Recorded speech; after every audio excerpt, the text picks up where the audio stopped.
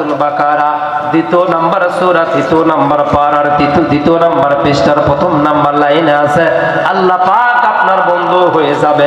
অন্ধকার থেকে আল্লাহ পাক আপনাকে আলোর পথে নিবে তখন যখন বারবার আল্লাহর প্রশংসা করতে হয়ে যাবেন আপনি বিধিব্যস্ত। জোরে করেন না সুবহানাল্লাহ। হাত্তা ইদা মা জাউহা, ওরা যখন আসবে, কে আসবে? আমরা যখন যাব। কোথায় যাব? আমাদের চোখ বন্ধ হবে, নিঃশ্বাস বন্ধ হবে, আমাদের গোসল করায় দেওয়া হবে, আমাদেরকে দাফন করে কবরে রেখে আসবে। কথাটা কি মিথ্যা না সত্য? জোরে বলেন, কথাটা কি সত্য না মিথ্যা? আমার ভাইয়েরা, হাত্তা ইদা মা জাউহা, ওরা যখন আসবে, কোথায় আসবে? ওরা যখন কবরে আসবে, আসার পরে হবে মৃত্যু। এদিকে তাকান প্লিজ, লুক এট মি, কোনো কথা বলবেন না। একদিন আমাদের নিঃশ্বাস ফুরিয়ে যাবে, আমরা একদিন আপ ডাউন হয়ে যাব, এই বডিতে কোনো কাজ হবে না, আমাদেরকে গোসল দেওয়ানো হবে। গোসল দেওয়ার জন্য যখন হাম্মাম খানায় নেওয়া হবে, আব্দুল্লাহ ইবনে মাসউদ রাদিয়াল্লাহু তাআলা আনহু, তিনি একজন বয়োবৃদ্ধ সাহাবা ছিলেন, 100 অধিক সময় তিনি দুনিয়াতে বেঁচে ছিলেন, যার 21টা মেয়ের কথা বললাম। আব্দুল্লাহ ইবনে মাসউদ রাদিয়াল্লাহু তাআলা আনহুকে হাম্মাম খানায় গোসলের জন্য যখন পর্দা আড়ালে নেওয়া হলো, ওনারা গোসল করে দেওয়ার পরে ফিরে এসে বলল, আব্দুল্লাহ ইবনে মাসউদের শরীরের ভিতরে যখন আমরা পানি দেই, প্রত্যেকটা লোমকূপের গোড়া থেকে আল্লাহ আল্লাহ জিকির আসতেছিল। জোরে কর সুবহানাল্লাহ। আল্লাহর জিকির কখন আসবে? যখন আপনি দুনিয়াতে বেঁচে থাকতে জিহ্বা দিয়ে আল্লাহ আল্লাহ জিকির করবেন, চলতে ফিরতে আল্লাহ আল্লাহ জিকির করবেন। আমার তরুণ যুবক ভাইয়েরা, তুমি কি একটা বার খেয়াল করো না, তোমার হাতের ডাক্তার পাওয়া যায়, পায়ের ডাক্তার পাওয়া যায়, পেটের ডাক্তার পাওয়া যায়, মাথার ডাক্তার পাওয়া যায়, চোখের ডাক্তার পাওয়া যায়। বন্ধুরে, কিয়ামত পর্যন্ত একটা অঙ্গের ডাক্তার তুমি খুঁজে পাবা না, ওইটার নাম হলো তোমার জিহ্বা। কথা বলেন ঠিক কিনা? নবী আইয়ুব আলাইহিস সালাম আল্লাহকে বলেছিল, আল্লাহ হাত আমার গলে গেল, পচে গেল, পোকায় ধরলো, আমার ঠোঁট পর্যন্ত পোকা এসেছে, মালিক তোমার কাছে আমার আর কোনো আবেদন নাই, তোমার কাছে আমার কোনো কথা নাই, একটাই শুধু আবেদন, আমি আইয়ুব আমার জিহ্বাটাকে পোকা দিয়ে নষ্ট করে দিও না, আমার জিহ্বাটাকে অচল করে দিও না, বাকিটা জীবন আমি যেন তোমার মতো রবের একটু গোলামি করতে পারে। আল্লাহ দয়া করে আমার জিহ্বাটাকে তুমি সচল রাখিও, শুধু তোমাকে ডাকবো সেই জন্য। জোরে কোন সুবহানাল্লাহ। জিহ্বার ডাক্তার আছে? আছে? জিহ্বার ডাক্তার আছে? আরে জিহ্বা অসুস্থই হয় না, ডাক্তার পাবেন কোথায়? কথা বলেন ঠিক কিনা? এই ওয়াজ জীবনে শুনছেন আপনি? এই চোখের ডাক্তার আছে, নাকের ডাক্তার আছে, কানের ডাক্তার আছে, দাঁতের ডাক্তার আছে, ঠোঁটের ডাক্তার আছে, জিহ্বার ডাক্তার একটা বাপের ক্ষমতা আছে? কোনো ডাক্তার যায় বলেন তো যে আমার জিহ্বায় কোনো স্বাদ লাগে না, এটা অপারেশন করে উপর থেকে চামড়া কেটে ফেলে দেন, পারবে দিতে? ডাক্তারের বাবার ক্ষমতা নাই জিহ্বাকে সচল করে। আল্লাহ পাক বলেছে এই জিহ্বাকে সুস্থ রাখার দায়িত্ব আমি আল্লাহ নিজে দিলাম, কারণ তুমি দুনিয়াতে আসার পরে মায়ের পেট থেকে আসার সাথে সাথে চিৎকার দিয়েছিলেন। কি কঠিন ওয়াজ গো, মনোযোগ দিয়ে শুনবেন। মায়ের পেটে আসার সাথে সাথে আপনি যে মিয়া করে উঠছিলেন, ওই ডাক মানে কি? ওই ডাক মনে করবেন না যে ব্যথা লাগছিল, ক্ষুধা লাগছিল, তা না। ওই ডাক হলো ইবলিস শয়তান আপনার শরীরে এরকম একটা চিমটি কাটছে। ইবলিস শয়তান মানে নাপা। জোরে বলেন কি? এই জায়গায় যদি কারেন্ট থাকে, এই জায়গায় যদি আমি কথা বলতে বলতে হঠাৎ ঠোঁট লাগো, উঠছে কি রে বা আটকে মাত্র রে, বলবো না তাহলে ইবলিস শয়তান হলো নাপাক। ওই নাপাকটা যখন পবিত্র কোন শরীরের উপর হাত দিয়েছে, বাচ্চাটা মায়ের পেট থেকে এসে চিৎকার দিয়ে বলেছে আল্লাহ আমারে বাঁচাও। আল্লাহ পাক তখনই বলেছে আমার বান্দা, দুনিয়াতে আসার পরে মাকে ডাক দিলি না, বাবাকে ডাক দিলি না, ধাত্রীকে ডাক দিলি না, ডাক্তারকে ডাক দিলি না, আমি আল্লাহকে ডাক দিলি। মৃত্যু পর্যন্ত যদি বিপদে পড়িস, তার আগ মুহূর্তে আমি আল্লাহকে জিহ্বা দিয়া ডাক দিলে, আমি আল্লাহ বলে দিলাম তোকে জলে থাক, স্থলে থাক, বিপদে, পাহাড়ে, পর্বতে, যে জায়গায় থাক, আমি আল্লাহ তোকে সাহায্য করব। এটা আমার জন্য ওয়াজিব। এই জিহ্বাটা আমরা কি করছি? সুদ খাইছি, ঘুষ খাইছি, এরপরে মিথ্যা কথা বলেছি। এই জিহ্বা দিয়া যত অপকর্ম আছে, এই জিহ্বা দিয়া করে জিহ্বাটা নাপাক করে ফেলেছি। কথা বলেন ঠিক কিনা? সম্মানিত হাজিরিন ইকরাম, চলে আসুন ফিরে আব্দুল্লাহ ইবনে মাসউদের শরীরের লোম থেকে কিসের জিকির? জোরে বলেন। আব্দুল্লাহ ইবনে মাসউদ তার জীবনে এক নয়, দুই নয়, 500 বার রাসূলকে স্বপ্নের ভিতরে দেখেছে। হযরত ইমাম মালিক রাদিয়াল্লাহু তাআলা আনহু ইমাম মালিক উনি যখন মদিনায় দায়িত্বপ্রাপ্ত ছিলেন, ওই সময় একটা মহিলা যখন মারা যায়, মারা যাওয়ার পরে ওই মহিলাকে গোসলখানায় নিয়ে যাওয়া হয়েছে। আমার ভাইয়েরা, পাশের এলাকা থেকে আর একটা মহিলা চলে আসছে, আসার পর ওই মহিলাকে গোসল করাইতে গিয়ে পুরা বডিটা ধোয়াইছে, কিন্তু এই কাছের গোড়ে হাত দিয়েছে এইরকম ভাবে, হাতটা জড়ায়া কাপড়ের সাথে জড়ায় যেমনি কাছের গোড়ে হাত দিয়েছে, ওই পাশের এলাকার মহিলা, জীবিত মহিলার হাতটা ওই মৃত্যু মহিলার সাথে আটকে গিয়েছে। ওই জীবিত মহিলার স্বামী বলতেছে আমার বউকে নিয়ে আসো ওই জায়গা থেকে, আর মৃত্যু মহিলা স্ত্রী স্বামী বলতেছে না, কেমনে নিয়ে যাবা, টানলেই তো আমার বউ সহ যায়, বলে ওই জায়গার গোস্ত সহ কেটে দাও। আমার ভাইয়ের, আমার বন্ধুগণ, ইমাম মালিকের কাছে দেওয়া হলো, গিয়ে বলা হলো হুজুর এই অবস্থা, একজন পুরুষ একজন নারী মারা যাওয়ার পরে আর একজন নারী গোসল করাইতে গিয়েছে, ওই নারীর শরীরের সাথে তারা হাত আটকে গিয়েছে, হুজুর একটু ফয়সালা দেন, আমরা চামড়া কাটবো নাকি কি করে দুইজনকে একই কবরে রাখবো? হুজুর এসে ফয়সালা দিবে। আমিও বলবো এই ওয়াজটা মহিলাদের জন্য একান্ত ইম্পর্টেন্ট, আমরা সবাই শেষে 5 মিনিট শুনবো, বলি ইনশাআল্লাহ। লিল্লাহি তাকবীর, জোরে হাত তোলেন, লিল্লাহি তাকবীর। এবার পাঁচটা থেকে আমরা বলেন হাত্তা ইদা মা জাউহা, ওরা যখন আসবে, কোথায় আসবে? মরণের পরে হাসর ময়দান যখন আপনি দাঁড়াবেন, 1 নাম্বার সিসি ক্যামেরা, জোরে বলেন কয় নাম্বার? শাহিদা মানে সাক্ষ্য দেওয়া, আলাইহিম তাদের বিরুদ্ধে, শাহিদা আলাইহিম আল্লাহ পাক বলেন তাদের বিরুদ্ধে 1 নাম্বার সিসি ক্যামেরা সাক্ষ্য দিবে। 1 নাম্বার সিসি ক্যামেরাটার নাম আমি বলতেছি আরবি দিয়া, এরপর আপনারা বলবেন ইংলিশ দিয়া। সামউহুম, কানের ইংলিশ কি? জোরে বলেন। আমি বললাম সামউহুম, আপনারা বলেন ইয়ার, আরো জোরে। ইয়ার মানে কি? সামউহুম মানে কান, সামউহুম মানে কি? সামউহুম মানে কান, ইয়ার মানে কান। আল্লাহ পাক বলেছেন সামউহুম, 1 নাম্বার সিসি ক্যামেরা হলো তোমার কান। এই কান দিয়ে আমি আল্লাহ তুমি যা শুনেছো জীবিত অবস্থায় সবগুলো আমার সামনে সাক্ষ্য দিবে। শাহিদা আলাইহিম, জোরে করেন না সুবহানাল্লাহ। জীবনে একটা বার ভাবি নাই, মোবাইলে যখন কথা বলতেছি তখনও ভাবি নাই, আশেপাশে দেখি কেউ আছে নাকি, বেশি জোরে কথা কওয়া যাবে না, সমস্যা আছে, এই কথা বলি কিনা?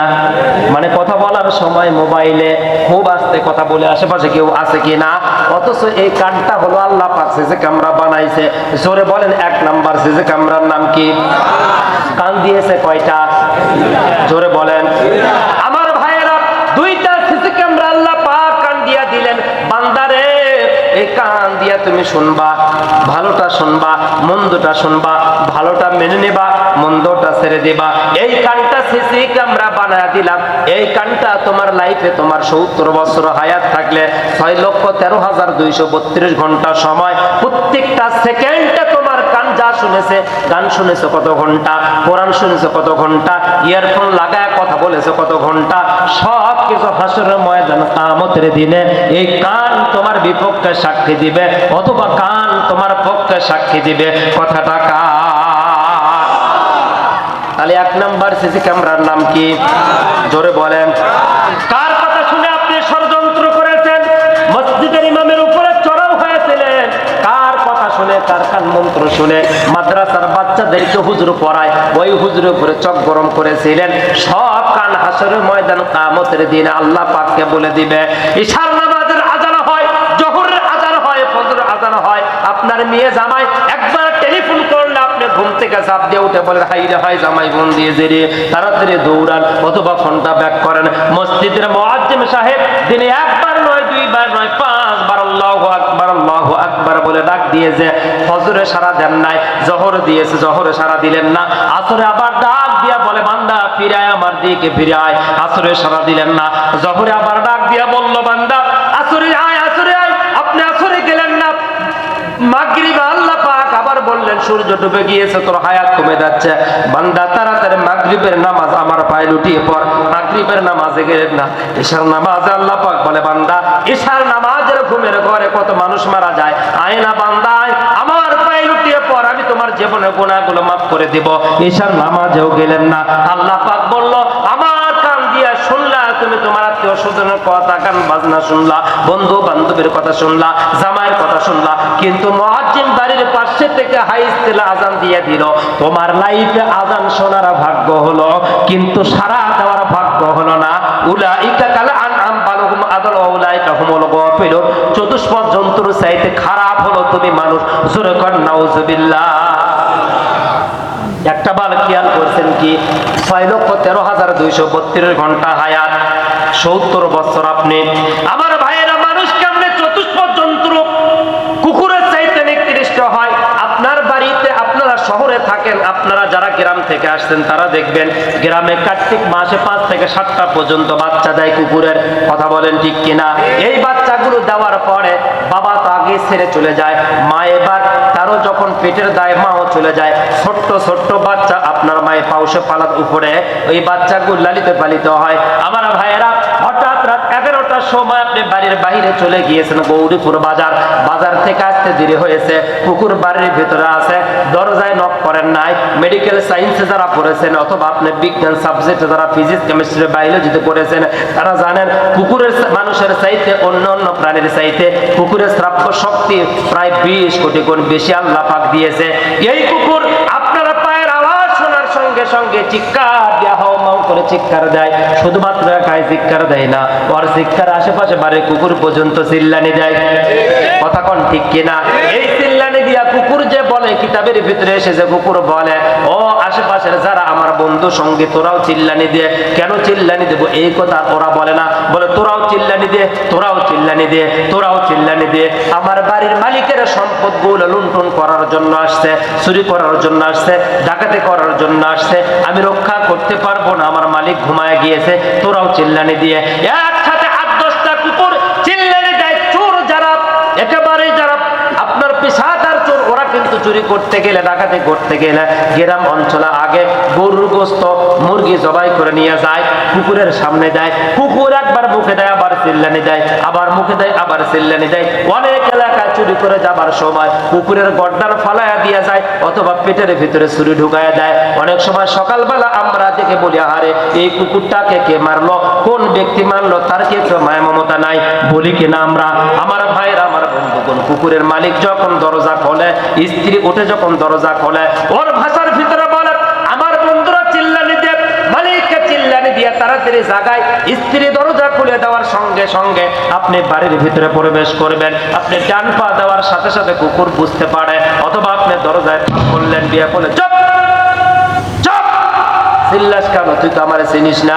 এইটা বুঝতে পেরে আপনার আওয়াজটা কানে পড়ার সঙ্গে সঙ্গে আপনার চতুর সাইড দিয়া কুকুর কিন্তু ঘুরতে থাকে, ঘরে আত্মার জিহ্বা দিয়া আপনার পায়ের উপরে চাটে আর শরীরটা লিলিয়ে দেয়, চাটে আর শরীরটা লিলিয়ে দেয়, চাটে শরীরটা লিলিয়ে দেয়। লেলিয়া দিয়া বলে, মালিক রে, ছোট্টবেলায় আব্বার পরিচয় জানি না, নাপাক পদ্ধতি আমাদের জন্ম, মাও ছেড়ে চলে গিয়েছে, 7 ভাইয়ের ভিতরে আমি শুধু বেঁচে আছি। তোমার বাড়ির পাউসে পালায় রেখে গেল, তোমার বাড়ির ডাস্টবিনের উপর আমাকে রেখে গেল, তোমার ছোট্ট সন্তানটা টয়লেট করে বাইরে ফালায় দেয় তোমার স্ত্রী, ওইটা আমি ছেটে ছেটে খাই। তোমার মা মাঝে মধ্যে বমন করে, তা ফালায় দেয় কাপড়ের ভিতর করে, ওইটা আমি চেটে চেটে খাই। ও মালিক, তোমার বাড়িতে তোমার জামাইয়ের জন্য তুমি যে দই নিয়ে আসছিলা, ওইটা হাড়ি বাইরে ফালায় দিয়েছ, হাড়ি চেটে চেটে আমি খাইছি, হাড্ডি গুলো ফালায় দিয়েছো, গোস্ত তুমি খাইছো, তা আমি চেটে চেটে খাইছি। মালিক রে, তোমার বাড়ির পায়খানা খাইলাম, তোমার মায়ের বমন খাইলাম, অতিরিক্ত উচ্ছিষ্ট যা খাবার ছিল তা আমি খাইলাম। খাইতে খাইতে মনে মনে ভাবলাম, এখন আমার শরীরটা সুস্থ, তরুতাজা হয়ে গিয়েছে, এখন তো আমি চিল্লানি দিতে পারবো, আমার ক্ষমতা এখন বেড়ে গিয়েছে। কিন্তু মালিক, আমার দ্বারা তোমার কোনো উপকার হয় না, তোমার সমাজের উপকার হয় না, যার কারণে মনে মনে সিদ্ধান্ত নিলাম, যতদিন বাঁচবো আমার জিহ্বার আওয়াজ দিয়া তোমার সম্পদকে আমি রক্ষা করব, তোমার মাল সামানাকে আমি রক্ষা করব। আজকে বুঝতে পারি নাই তুমি বাড়ির বাহিরে চলে গিয়েছো, বিধায় আমি তোমাকে না জেনে চিল্লানি দিয়েছি।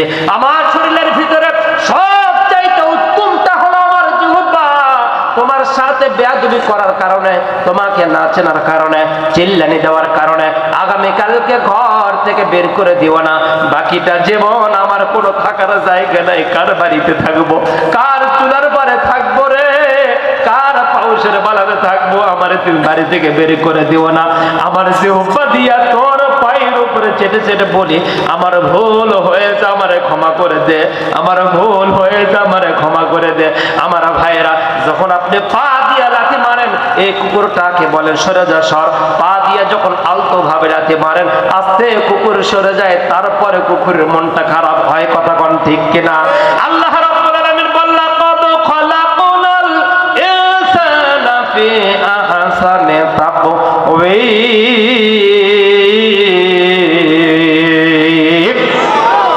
উত্তম চেহারা করে তোর আমি দুনিয়াতে পাঠায় দিলাম বান্দা।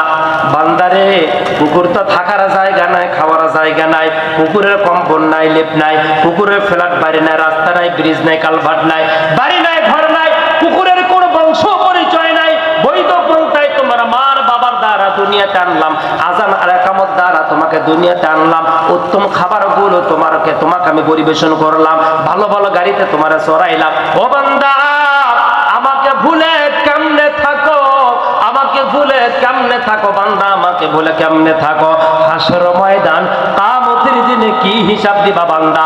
আল্লাহ পাক রাগ করে এই জন্য বলল, যারা আজান শুনলো আমার আজানের ডাকে সাড়া দিল না, যারা হুজুররা ডাকলো হুজুরের ডাকে সাড়া দিল না, আল্লাহ ওলিরা ডাকার পরেও আল্লাহর ওলিদের ডাকে সাড়া দিল না, ইসলামী আন্দোলনের কর্মীরা যখন ডাক দেয় তাদের ডাকে যখন সাড়া দেয় না, আল্লাহ পাক বলে উলাইকা কাল আনহার। ও কোটিপতির বেটা হোক, বড় রাজনীতিবিদ হোক, আর বড় কোন দলের লোক হোক, আল্লাহ পাক ওদেরকে লক্ষ্য করে বললেন উলাইকা কাল আন বালহুম আদল উলাইকা হুমুল গাফিলুন। আর দু পা থাকলে কি হবে? ওইটা হলো চতুষ্পদ জন্তু, কারণ চতুষ্পদ জন্তু তার রবকে চেনে, আর এই দু পাওয়া জানোয়ার তার মালিককে চিনতে পারে না। কথা কোন ঠিক কিনা? ওত্র নামাজ পড়িয়া করবা কি, রোজা রাখিয়া করবা কি, কহলবেতে ঢুকেছে তোমার দারুণ শয়তানি, কহলবেতে ঢুকেছে তোমার দারুণ শয়তানি। হজ করে তুমি হয়েছ হাজি, মনটা তোমার দারুণ পাজি, কর্মচারী তুমি যাও যে খালি বাড়ি। কথা কোন ঠিক কিনা? আমার ভাইয়েরা, আমার বন্ধুগণ, ফিরে আসুন। এক নাম্বার যদি আমরা, তাহলে কুকুর আমাদের চাইতেও ভালো। যদি আমরা রবের কথা শুনি তাহলে আমরা ভালো, আর আমরা যদি আমাদের রবের কথা না শুনি তাহলে কুকুর আমাদের চাইতেই ভালো, কারণ কুকুর একটা আল্লাহর জান্নাতে যাবে। কথা বলেন ঠিক কিনা? এখন মাহে রমাদান আসতেছে, কয় তারিখে? 12 তারিখ। 11 তারিখে রাত্রে সেহরি খাওয়া লাগবে ইনশাআল্লাহ। এই মাহে রমাদান থেকে রোজা ধরলাম, যেই ফ্যাক্টরিতে নামাজের ব্যবস্থা আছে, যেই ফ্যাক্টরিতে নামাজের ব্যবস্থা আছে, যেই ফ্যাক্টরির মালিক আমাদের নামাজের সুযোগ দিবে, ওই ফ্যাক্টরি চাকরি করব। যেই ফ্যাক্টরিতে নামাজের ব্যবস্থা নাই, নামাজ পড়লে মালিক জায়গা দেয় না, সুযোগ দেয় না, প্রয়োজন হলো ওই চাকরি ছেড়ে দিয়ে অন্য জায়গায় চাকরি করবেন। বারাকা দেওয়ার মালিক হলো আমার আল্লাহ। এই রমাদানের প্রথম রাত থেকে তারাবি থেকে ইনশাআল্লাহ বাকিটা জীবন আমরা আমাদের রবের পায়ে লুটিয়ে পড়বো। কারা কারা দুহাত তুলে আল্লাহকে দেখান, আল্লাহকে দেখান। লিল্লাহি তাকবীর, লিল্লাহি তাকবীর। আমার ভাইয়েরা হাত নামান। খুব সব সময় তাড়াহুড়া করে কথা বলতেছি, লম্বা সময় কথা বলা যাবে না, কারণ যেহেতু আপনাদের কালকে ডিউটি আছে। এক নাম্বার সিসি ক্যামেরার নাম কি? একসাথে বলেন, নাম কি? এই কানটা আমি ডাক্তারকে বললাম, এই কানটা কেমনে সিসি ক্যামেরা হয়? বলে হুজুর, কানের ভিতরে যখন আপনারা কটন দেন, কটন দিলে দেখবেন লাল লালিমা একটা আঠালো জাতীয় মেডিসিনের মতো পাওয়া যায়। কথা কোন ঠিক কিনা? নমরুদের মশা কানের ভিতরে ঢুকলে আপনার যে পর্দা আছে এটা আঘাত করতে পারবে না। পর্দা অপারেশন 1.5 লক্ষ টাকা, শুধু সামান্য একটু ফুটা জালসার মতো একটু মেডিসিন দিয়ে দিবে, এটাই 1.5 লাখ টাকা। তাহলে পুরা কান যদি ফুটা হয়ে যায় কত লক্ষ টাকা লাগবে রে বাজান? আল্লাহ পাক বলেন, বান্দা তোমার কানের চতুর সাইড দিয়া লাল লালিমা মেডিসিন দিয়েছি। এই মেডিসিন দেওয়ার উদ্দেশ্য, মোটরসাইকেল চালাবা, ট্রাক চালাবা, সাইকেল চালাবা, গার্মেন্টসে যাচ্ছ, ব্যবসায় কোনো কাজে যাচ্ছ, কিছু নেওয়ার জন্য যাচ্ছ, স্কুলে যাচ্ছ, হঠাৎ তোমার কানে কানের ভিতরে কোনো ময়লা ঢুকলো, ধুলাবালি ঢুকলো, মশা ঢুকলো, একেবারে ডাইরেক্ট তোমার পর্দায় আঘাত করতে পারবে না। ওইটা ঢোকার পরে ফরফর ফরফর করে, কারণ ওই লালিমা গুলো আটকিয়ে যায়। আটকানোর কারণে আর পাখা নড়াইতে পারে না, ময়লাগুলোর সাথে আটকিয়ে যায়, আটকিয়ে আর নড়াইতে পারে না। ডাক্তারকে বললাম তাহলে কান তো পরিষ্কার করার দরকার। বলছে হুজুর আপনার আল্লাহ কান পরিষ্কার করার ব্যবস্থা নিজ হাতে নিয়েছে। কারণ সুবহানাল্লাহ, সিসি ক্যামেরা পরিষ্কার করার দায়িত্ব আল্লাহ পাক নিজ হাতে নিয়েছে। কখন আল্লাহ পরিষ্কার করে দেয় শোনেন, যখন আপনার হাসি আসে, মানুষ মরে তিনবার, একবার মরে হলো যখন আপনার হাসি দেন তখন, আর একবার মরে হলো মানুষ যখন ঘুমায় যায় তখন, আর একবার মানুষ মরবে সেইটা হলো কবরে যাবে, আর কোনোদিন ফিরে আসবে না। আপনি যখন হাসি দেন তখন কানের ভিতরে থেকে ময়লাগুলো একেবারে কানের কোণায় চলে আসে, হাত দিয়ে এই জায়গা থেকে ফালানো যায়। জোরে কন্যা মারহাবা। কাফনের কাপড়টাকে গায়ে জড়াবার আগে, কাফনের কাপড়টাকে গায়ে জড়াবার আগে, ইহরাম গায়ে বাঁধার সুযোগ আমায় দিও। মরণের আগে একবার কাবার ধারে নিও আল্লাহ, মরণের আগে একবার কাবার ধারে নিও। বলেন মারহাবা। তাহলে এক নাম্বার সিসি ক্যামেরা কান পরিষ্কার করার দায়িত্ব নিয়েছেন কে? আমার ভাইয়েরা, আল্লাহ পাক এই জন্য বললা বান্দা কান দিয়ে কি শুনবা, প্রত্যেকটা কথা আমার দরবারে এসে কান ভরে দিবে। 2 নাম্বার সিসি ক্যামেরা ও আবসর। জোরে বলেন নাম কি? আবসর। আবসর মানে হলো চোখ। জোরে বলেন আবসর মানে কি? আবসর মানে কি? চোখের ইংলিশ কি? আই। আই মানে চোখ, আরবিতে আবসর মানে চোখ। আবসর মানে চোখ। তারাবি নামাজে যদি দাঁড়ান, যত জায়গায় হুজুর আবসর বলবে বুঝতে পারবেন চোখের কথা বলা হয়েছে। যত জায়গায় সামউকুম বলবে তত জায়গায় মনে করবেন কানের কথা বলছে। এই জন্য আপনার একটু আমি বললে বলবেন যাতে করে ঠোঁটস্থ হয়। ও আবসর মানে হলো চোখ। জোরে বলেন আবসর মানে কি? আর একবার বলেন আবসর মানে চোখ। আল্লাহ পাক চোখকে সিসি ক্যামেরা লাগায় দিলেন। আল্লাহ পাক সিসি ক্যামেরা 2 নাম্বার লাগায় দিলেন চোখকে। এই চোখ দিয়ে আপনি যা জীবনে দেখেছেন, 70 বছর বয়সে, 60 বছর বয়সে আপনি এই চোখ দিয়ে যা যা দেখেছেন সব চোখ আপনার সিসি ক্যামেরার ভিতরে রেকর্ড করে নিয়েছে। হাসরের ময়দান কিয়ামতের দিনে আল্লাহর কাছে সাক্ষ্য দিয়ে দিবে। আমার ভাইয়েরা, ভালোটাও দেখেছেন, মন্দটাও দেখেছেন। এই চোখ দিয়া আপনি বাংলাটাও পড়েছেন, ইংলিশটাও পড়েছেন, কোরআনটাও পড়েছেন। চোখ দিয়ে আপনি গার্মেন্টস ফ্যাক্টরিতে চাকরিও করেছেন, ব্যবসাও করেছেন। চোখ দিয়ে আপনি রাজনীতি করেছেন। প্রত্যেকটা বিষয়ে আল্লাহ দরবারে চোখ সাক্ষ্য দিবে। ইজাজা আদলুকুম লা ইস্তাখিরুনা সাআতাম ওয়া ইস্তাকদিমুন। সামনে এক পা আগাইতে পারবেন না, পিছাইতে পারবেন না। চোখ আল্লাহর দরবারে সব কিছু খোলামেলা বলে দিবে। আল্লাহ আমার দিয়ে নাটক দেখছে, আল্লাহ আমার দিয়ে টিকটক চালাইছে, আল্লাহ আমার দিয়ে ফেসবুক চালাইছে, আল্লাহ আমার দিয়ে মেসেঞ্জার চালাইছে, আমার দিয়ে ইনস্টাগ্রাম চালাইছে, আমার দিয়ে হোয়াটসঅ্যাপ চালাইছে, আমার দিয়া মাঝে মধ্যে ইমুতে ভিডিও কল ওর বান্ধবীর সাথে কথাও বলছে। দেখছেন কি দিয়া? সাক্ষ্য দিবে হাসর ময়দানে চোখ। পালাবা কেমনে বন্ধু? পালানোর সুযোগ নাই। 2 নাম্বার সিসি ক্যামেরা চোখ। এখন বলতে পারেন হুজুর 2 নাম্বার সিসি ক্যামেরা আমাকে আল্লাহ চোখ দিল, কিন্তু যাদের কানা তাদের তো কোনো চোখ নাই। আল্লাহর ব্রেন দেখেন কতটা সুন্দর, আল্লাহ যে কত বড়। আহারে সুবহানাল্লাহ। আল্লাহ যে কত বড়। আল্লাহ পাক কানা মানুষকে চোখ দেয় নাই, কিন্তু কান দিয়েছে। কথা কোন ঠিক কিনা? আবার বোবা মানুষদেরকে কান দেয় নাই, চোখ দিয়েছে। সুবহানাল্লাহ। আমার আল্লাহ, আমার আল্লাহ, আমার আল্লাহ কতটা সৃষ্টি করতে গিয়ে কতটা আমার আল্লাহ তীক্ষ্ণভাবে সৃষ্টি করেছে। কানাদেরকে চোখ দেয় নাই, অন্ধদেরকে দিয়েছে কান। আর যারা হলো বোবা তাদেরকে কান দেয় নাই, কিন্তু দিয়েছে কি? কোনটা দিয়ে অপরাধ করবেন? কান দিয়ে অপরাধ করলেন, চোখ ধরবে, চোখ দিয়ে অপরাধ করতে না পারলে কান। তাহলে আবসর মানে কি? সিসি ক্যামেরা কয়টা গেল? একসাথে বলেন কয়টা? 3 নাম্বার সিসি ক্যামেরা সেনসিটিভ। এইটা কানাক দিয়েছে, ফসাদ দিয়েছে, প্রতিবন্ধী ল্যাংড়া যারা আছে তাদেরকে দিয়েছে, হিন্দু মুসলমান বৌদ্ধ খ্রিস্টান সবাইকে দিয়েছে। 3 নাম্বার সিসি ক্যামেরা সাবধান। আল্লাহ পাক বলেন ওয়াজুলুদুহুম জুলুদুহুম জুলুদুন, জোরে বলেন নাম কি? আরো জোরে। জুলুদুন মানে হলো চামড়া, স্কিন, যার উপরে ক্রিম লাগান, যার উপরে আপনারা ফেস ওয়াশ লাগান, এই জুলুদুন মানে চামড়া। এবার বলেন তো চামড়া ছাড়া মানুষ এখানে কে আছেন? হাত তোলেন। কে আছেন? কেউ নাই।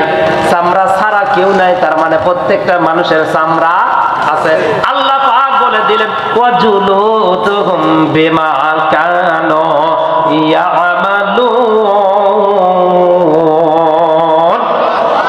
আমি আল্লাহ তোমার চামড়াকে বানায় দিলাম সিসি ক্যামেরা। তারপরেও বিশ্বাস হয় না। এবার বিশ্বাস করার জন্য সিআইডিতে নিয়ে গেলাম আপনাদেরকে, ইন্ডিয়ার সিআইডি।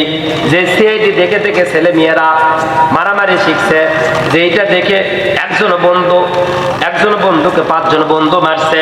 মারার পরে যে অস্ত্রটা ফেলে রেখে চলে যায়, পুলিশ আসার পরে ওই অস্ত্র হাত দেয়, নাকি দেয় রুমাল, তারপরে ধরে ওইটা ল্যাবে নিয়ে যায়, টেস্ট করে।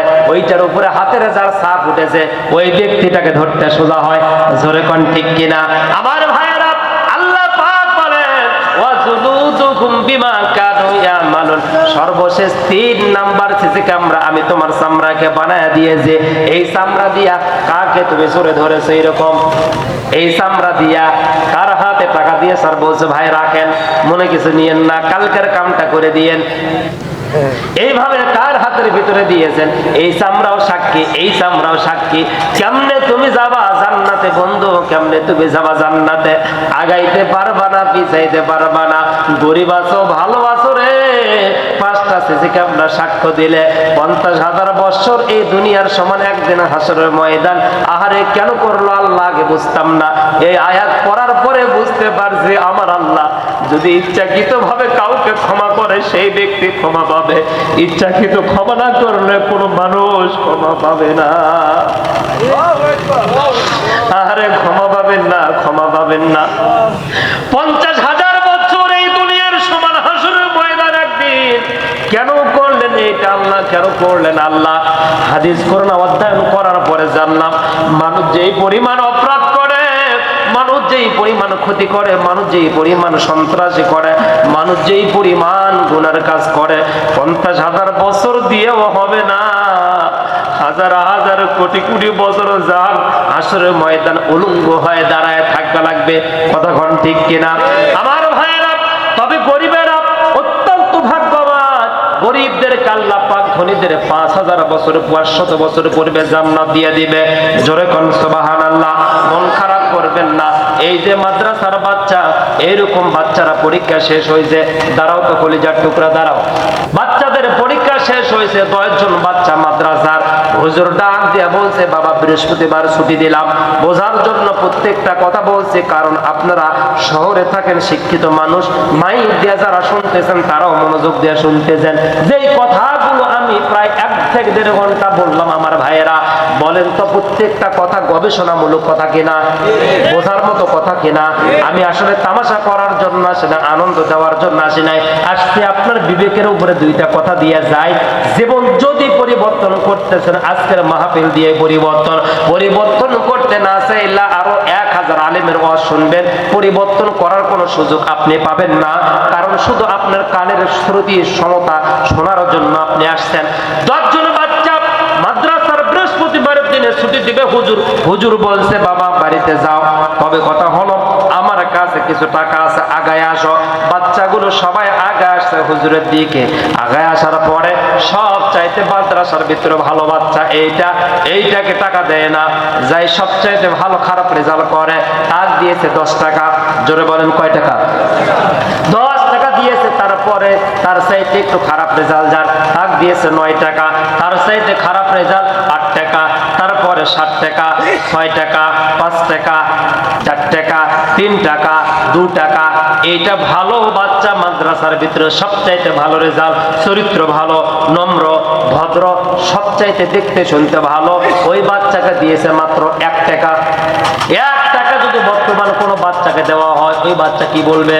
টাকা নেবে, মুখের উপরে পাক মারবে। মানে ফকির যারা ভিক্ষা করে খায়, সোয়ালি, এরাও 5 টাকা দিলে মুখের দিকে তাকায় দেখে আসলে কি রে, কি 1 টাকা দিলে তো জীবনে নেবে না, নেবে?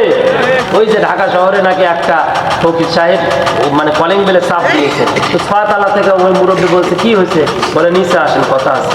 নিচে আসছে, আসার পরে বলছে কি, বলে আমাকে ভিক্ষে দেন, আমি এলাকার ফকির। তো বললো সেটা উপর থেকে বললেই হতো। বলে না, উপর থেকে বললো তো আপনি ফালাবেন 2-3 টাকা, ও তো হবে না, আমাকে টাকা দেন, আমি এলাকার ফকির। তখন বলছে যে আপনি আমার সাথে আসেন। ওনাকে নিয়ে গেছে একবারে 6 তলা, নিয়ে যায় লিফট বন্ধ করছে, করে বলছে আমাকে মাফ করে দেন। বলা বাচ্চা বলছে হুজুর আপনার কোনো ক্ষতি করছে? বলে না। আপনার সাথে আমার কোনো শত্রুতা আছে? বলে না। আমি কি রেজাল্ট খারাপ করেছি? বলে না। 1 টাকা দিলেন কেন, লাগবে না? হুজুর বলছে বাজার নিয়ে যাও, শোনা আব্বা নিয়ে যাও, যাও আব্বা নিয়ে যাও। বলে না না, 1 টাকা আমার দরকার নাই, আপনি নেন, আপনার টাকা আমি নেব না। বলে বাবা রে, শিক্ষকের দোয়া পাইলে তুমি কিন্তু ভালো কিছু করতে পারবা। শিক্ষকের দোয়া, মা বাবার দোয়া কখনো মিট যায় না। এই জন্য মা বাবার কাছ থেকে দোয়া নেবেন, শিক্ষকের কাছ থেকে দোয়া নেবেন। আমার ভাইয়েরা, আমার বন্ধুগণ, চলে গিয়েছে 10 জন বাচ্চা বাড়িতে। যুবক এদিকে তাকাও, এদিকে তাকাও, মনোযোগ দিয়ে শোনো। আমার ভাইয়েরা, 10 জন বাচ্চা বাড়িতে চলে গিয়েছে। যাওয়ার পরে 10 জন বাচ্চারা যার মনে তাই টাকা পয়সা খরচা করছে। শনিবারের দিনে মাদ্রাসা খুলছে, খোলার পরে বাগানিকে বলছে রান্না ঘরের ভিতরে বড় একটা তাওয়া আছে, তাওয়া বলছেন পরাটা ভাজা তাওয়া, ওই তাওয়ার নিচে আগুন লাগায় দাও, কয়লা লাগায় দাও। কয়লা লাগায় দিয়া একেবারে প্রখর ভাবে আগুন লাগায় দিয়েছে, পুরা তাওয়াটা লাল হয়ে যায়। 10 টাকা জায়গা দিয়েছে। ওই বাচ্চাকে ডাক দিয়ে বলছে বাবা রে, আসো একটু আমার কাছে। বলে হুজুর কি বলেন? আমি তো বাড়িতে থাকা আসলাম 3 দিন। বলে বাবা, ওই তাওয়ার উপরে দাঁড়াও, 10 টাকা কি করছো তার হিসাব দিয়ে যাও। কয় টাকা? 10 টাকা কি করেছো হিসাব দিয়ে যাও। ওই বাচ্চা যায় না, 2 সাইড থেকে 2 জন ছাত্র, মোটা ছাত্র ধরছে, ধরে বলছে হিসাব দিবি না তো 10 টাকা নিলি কেন? বলে জানলে তো নিতাম না। জোর করে ধাক্কায় দিয়ে তাওয়ার উপরে ছেড়ে দিয়েছে। ও খালি কবিতর কাটা, কবিতর যেমন লাফালাফি করে, লাফাচ্ছে আর বলতেছে হুজুর 2 টাকার বাদাম, 3 টাকার সুইনগাম, 5 টাকার 2 টাকার চা খাইছি, আর বলতে পারে না। 60 টাকা পর্যন্ত হিসাব দিতে গিয়ে পায়ের চামড়া পুড়েছে, এরপরে পেছনের রাস্তা চামড়া পুড়েছে, হাতের চামড়া পুড়েছে, লাফালাফি ঝাপাঝাপি করতে বলতে বলছে হুজুর ক্ষমা করে দেন, ক্ষমা করে দেন, আর হিসাব দিতে পারলাম না, হুজুর আমারে ক্ষমা করে দেন। দরজা খুলে দেওয়া হলো। ওই ছাত্র বাহির আসলো, দেখা গেল অর্ধেক শরীরের পুড়ে গিয়েছে। এরপরে 8-9 টাকাকে পাঠাইলো, 9 টাকা হিসাব দিতে পারলো, 5 টাকা আর পারলো না, 4 টাকা। তারপর 8 টাকার হিসাব দিতে পারছে, 5 টাকা আর দিতে পারলে বাকি টাকা। সর্বশেষ আসছে 1 টাকা। জোরে বলেন তো কয় টাকা? 1 টাকা। ছাত্র আসছে, আসার পরে বলছে বাবা তুমি একটু যাও, হিসাব দাও। বাচ্চাটা ঝাঁপ দিয়া ওই তাওয়ার উপরে দাঁড়ায় বলছে হুজুর 2টা চকলেট, একটা ছোট বোন, একটা আমি। ঝাঁপ দিয়া নামছে, সময় লাগছে 20 সেকেন্ড। ওই বাচ্চা চিৎকার দিয়া হুজুরের বাপ জড়ায় ধরে বলছে হুজুর আপনার উপরে আমি গত বৃহস্পতিবারে মন খারাপ করছিলাম হুজুর। হুজুর আপনি যদি আমারে 10 টাকা দিতেন আমি হিসাব দিতে পারতাম না। আমার ক্লাসমেট, ওর হাত পুড়ে গিয়েছে, পা পুড়ে শেষ হয়েছে, লাফাচ্ছে ঝাপাচ্ছে। আমার ভাইরা, আমার বন্ধুগণ, হুজুর বলল বাবারে এই জন্য 1 টাকা দিলাম, কারণ আল্লাহ পাক যারা টাকা দিয়েছে, পয়সা দিয়েছে, সম্পদ দিয়েছে বেশি, ওদেরকে হাসরের ময়দান দ্বারা থাকা লাগবে বেশি। আর যাদের সম্পদ আল্লাহ দিয়েছে কম, ওদের সময় লাগবে হিসাব দিতে কম। আমার ভাইয়েরা, আল্লাহ পাক জাহান্নামের ভিতরে যে মানুষগুলোকে ফালায়া দিবে, ওই মানুষগুলো চামড়ায় আগুন লাগবে না, ওদের সর্বপ্রথম আগুন লাগবে হলো কলিজায়, হৃৎপিণ্ডে, নাকের ভিতর দিয়ে আগুনের লেলিহানগুলো ঢুকবে। আপনারা দেখেছেন বেলি রোডে আগুন যাদের লেগেছে, চামড়া পড়ে গেলে ওদের উপরে সার্জারি করলে বাঁচানো যায়, কিন্তু যাদের নিঃশ্বাসের ভিতর দিয়ে লাংচে আগুন গিয়েছে ওদেরকে বাঁচানো যায় না। জাহান্নামের আগুন মানুষের শরীরে লাগবে না, জাহান্নামের আগুন লাগবে মানুষের হলো একবারে হৃৎপিণ্ডে। সর্বপ্রথম ভিতর থেকে জ্বালা পোড়া শুরু হয়ে যাবে, শরীরের সমস্ত পোশাকগুলো খুলে নেওয়া হবে, ওদেরকে জাহান্নামের আগুনে পোশাক পরায় দেওয়া হবে, হাতে লাগানো হবে জাহান্নামের কড়াগুলো। আমার ভাইরা, আমার বন্ধুগণ, এবার বলুন তো তাহলে আপনাকে আল্লাহ পাক গরিব যদি বানায় থাকে, কম টাকা দিয়ে থাকে, তাহলে আপনার লাভ না আল্লাহর লাভ? কার লাভ? আমার লাভ। কারণ আল্লাহ পাক ভালোবাসে বিদায় দিয়েছে। হুজুর এই বাচ্চাটাকে ভালোবাসে যার কারণে 1 টাকা দিয়েছে, কথা কন ঠিক কিনা? তাহলে সিসি ক্যামেরা কয়টা? একসাথে বলেন কয়টা গেল? আর একবার 3টা সিসি ক্যামেরা গেল। এই 3টা সিসি ক্যামেরার সর্বপ্রথম চামড়া, এই চামড়া যে বলেছে আল্লাহ পাক বলেন এই চামড়া নারী পুরুষ সবাইকে দিয়েছে। আমার মায়েরা, আমার বোনেরা, কোন জায়গায় আপনারা বসে আছেন তা জানি না, তবে কথা হলো নবীজি বললেন আমি মিরাজের রাত্রে যখন জাহান্নামে গেলাম, জান্নাতে গেলাম, জাহান্নামে গিয়ে দেখি অধিকাংশ নারীরা জাহান্নামের ভিতরে লেলিহানে জ্বলতেছে। আমি জিব্রাইলকে জিজ্ঞাসা করলাম, ভাই জিব্রাইল, জাহান্নামের ভিতরে এত নারী কেন? বলে ইয়া রাসূলুল্লাহ, ইয়া হাবিবাল্লাহ, এই নারীগুলো নামাজ, রোজা, হজ, যাকাত সব ঠিক ছিল, কিন্তু নারীদের সব চাইতে 2টা অপরাধ বেশি ছিল। 1 নাম্বার হলো স্বামীর আনুগত্য করতো না, 2 নাম্বার হলো নারীরা তাদের শরীরে পোশাক রাখে না, কথা কন ঠিক কিনা? এ যুগের মেয়েদের ধরন বলিতে লাগে শরম, এ যুগের মেয়েদের ধরন, গৌরীপুরের মেয়েদের ধরন বলিতে লাগে শরম। সকালবেলা ওয়াজ মাহফিলে বোরকা পরে, ওয়াজ মাহফিলে বোরকা পরে, ওয়াজ মাহফিলে বোরকা পরে, পার্কে গেলে রন্না নাই। যুবক ভাই ও দাদা ভাই, ডিজিটাল যুগ বুঝিয়ে ঠাই, ও যুবক ভাই ডিজিটাল যুগ বুঝিয়ে ঠাই, কথা কন ঠিক কিনা? 3 জন মানুষ বিনা হিসাবে জাহান্নামে যাবে। 3 জন মানুষের সাথে আল্লাহ পাক কথা বলবে না। তার ভিতরে 1 নাম্বার হলো দায়ুস, যারা নিজের সন্তানকে, নিজের স্ত্রীকে পর্দার ভিতর রাখতে ব্যর্থ হয়, ওই স্বামীকেও জাহান্নামে যাওয়া লাগবে, ওর সাথে আল্লাহ কথা বলবে না। ওই বাবাকেও জাহান্নামে যাওয়া লাগবে, ওর সাথে আল্লাহ পাক কথা বলবে না। জোরে কর নাউজুবিল্লাহ। আমার মায়েরা, আমার বোনেরা, 2টা অপরাধের কারণে আপনারা বেশি জাহান্নামে যাচ্ছেন। 1 নাম্বার হলো স্বামীর আনুগত্য করতে পারেন না, 2 নাম্বার আপনারা পর্দা কম করেন। স্বামীর আনুগত্য করার মেয়েরা আপনাদের এলাকায় কম না বেশি? আনুগত্য করে না একরকম, কথা কন ঠিক কিনা? এখন তো জোরে কথা বলা যায় না, যদি আপনি চোখ রাঙ্গায় কথা বলেন আপনার উপর দিয়ে ডবল চোখ ডিপ জলের মতো বাড়ি করে কবি, তুমি 20,000 ওভার টাইম, দামি পাই 25,000, কথা কন ঠিক কিনা? বেশি পেঁচাপেচি করলে বাসা পাল্টাবো, ফ্যাক্টরি পাল্টাবো। আমার বস আমারে ডাকতেছে, তোমার বস ডাকে কারণ তোমার চামড়া সাদা, এই জন্য তোমার বস ডাকে। আর তোমার স্বামী তোমার চামড়া দেখে বিয়ে করে নাই, তোমাকে একটা অসহায় পরিবার দেখে নিয়ে আসছে। আজকে মা তুমি হয়েছে একেবারে বাহুবলের মতো, কথা কন ঠিক কিনা? আমার ভাইয়েরা, আমার বন্ধুগণ, নবীজির জামানা একটা মেয়ে, একটাই মাত্র মেয়ে, যাদের টেনশন বেশি তাদের। এই মেয়েটাকে বিবাহ দেওয়ার জন্য জামাই খুঁজতেছে, যা করবে কামাই সব খাবে, জামাই খুঁজে পাওয়া যাচ্ছে না। একজন জামাই পাওয়া গেল বিয়ে শাদী দেওয়ার জন্য। ওই জামাইকে শর্ত দেওয়া হলো ঘর জামাই থাকতে হবে। কি জামাই? জোরে বলেন। হাইরে ঘর জামাই থাকা যে কি মজা! না না মজা, শালাও মারে, শালিও মারে, ভাইরাও মারে, এলাকার সম্বন্ধী পর্যন্ত মারে, টুকাই পর্যন্ত কয় বাড়ির জায়গা নাই দেখে ঘর জামাই আছে শালা। আলার পথ বলে না ঢাকার ভাষা, কি যে জ্বালা ঘর জামাই। এই জন্য পুরুষ মানুষদেরকে বলতেছে, শোনো, বাপের এলাকায় যদি ডেরা দূরে থাকার লাগে তাই থাকিও ভাই, তারপর শ্বশুর বাড়ির ঘর জামাই থাকো না, মান ইজ্জত থাকে না।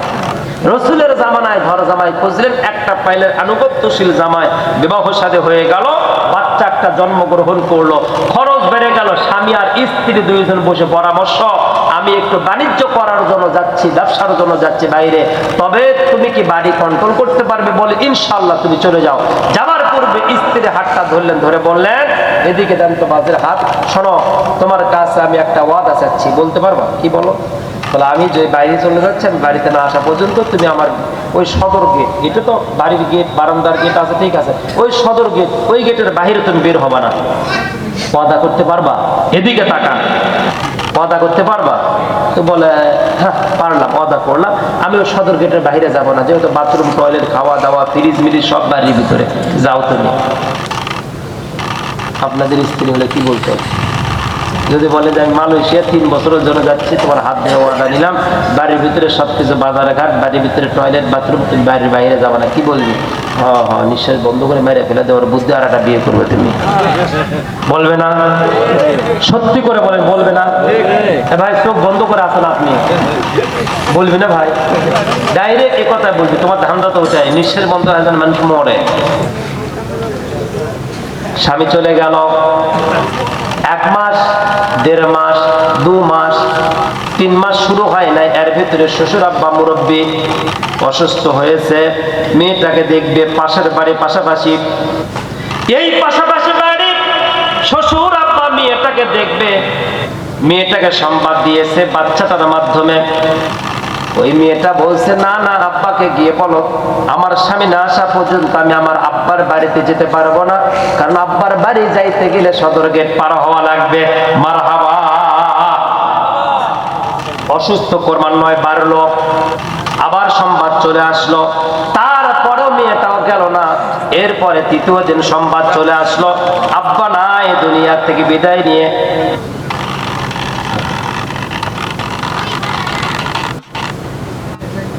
আব্বা নাই, দুনিয়া থেকে বিদায় নিয়ে চলে গিয়েছে। 2 দিন সুস্থ, আর 1 দিন মৃত্যু। এই সংবাদ শোনার পরে কোন মেয়েটা স্থির থাকবে? ছোট্ট বাচ্চাকে বলছে, আল্লাহ রাসূল বেঁচে আছে, নবীজির কাছে গিয়ে বলো আমার নানু ভাই নাই, মারা গিয়েছে, একটু দেখতে যাবে, আমার মা অনুমতি দেন।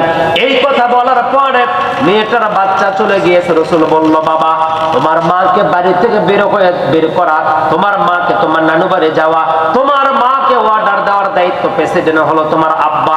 আমি নবীজি নিজেও পারবো না, কারণ ফাতেমাকে বিবাহ দেওয়ার সময় আলী আর ফাতেমার হাত ধরে নবীজি বলেছে, ফাতেমা আলী যদি মন খারাপ করে ওই অবস্থায় যদি তুমি মারা যাও, আমি নবীজি আমার সুপারিশ তোমার উপরে কার্যকর হবে না, ডাইরেক্ট জাহান্নামে যেতে হবে। জোরে কর নাউজুবিল্লাহ।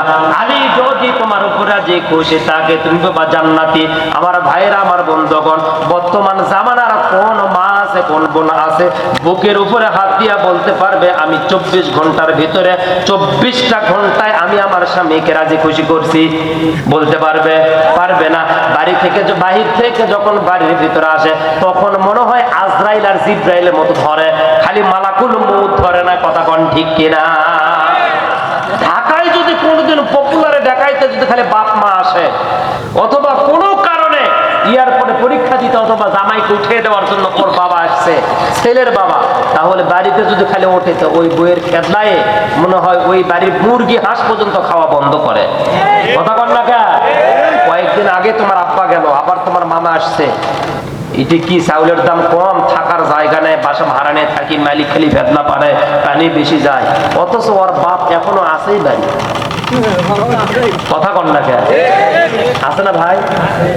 মানে আমার বাপ আসলে ওর প্রবলেম, কিন্তু ওর বাপ যদি মাসের পর মাস পরে আছে প্যারালাইসিস হয়ে, এক সাইড ওয়াসল লড়বে পারে না, ওকে আবার ওষুধও কিনে দেওয়া লাগে, ওইটাতে কোনো প্রবলেম নাই। কিন্তু আমার বাপ আসছিল প্রায় 3 সপ্তাহ আগে, মামা আসছে 2 সপ্তাহ পরে, এই জন্য আমার নাকি খালি সমস্যা, ওর কোনো সমস্যাই নাই।